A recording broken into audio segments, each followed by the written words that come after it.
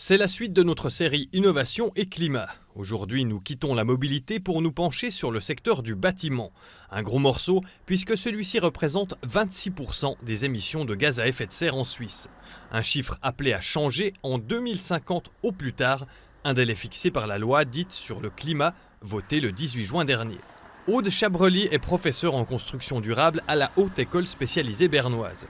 Elle est spécialisée dans les éco-bilans, c'est-à-dire qu'elle diagnostique les constructions d'un point de vue écologique.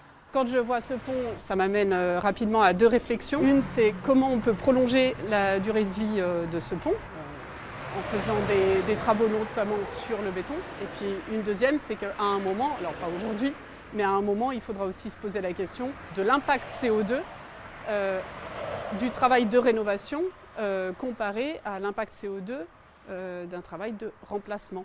Elle et ses collègues sont actuellement mandatés par l'Office fédéral de l'environnement pour évaluer le potentiel de décarbonation des infrastructures en Suisse. Alors, comment s'y prendre ? En évaluant notamment l'impact environnemental, donc les éco-bilans comparés d'une infrastructure, donc un pont en bois versus un pont en béton. Le bois, c'est un matériau qu'on connaît et qui, du point de vue bilan CO2, est plutôt très favorable. Les bétons, il existe déjà des ciments neutres en CO2, donc au global, ça c'est possible aussi. Et à part les ponts ou autres ouvrages de génie civil, les bâtiments aussi devront être climatiquement neutres en 2050. Bon, c'est un bâtiment qui est visiblement là depuis longtemps, donc je me dis qu'il a émis son impact CO2 et je me dis, j'espère qu'il a une isolation performante.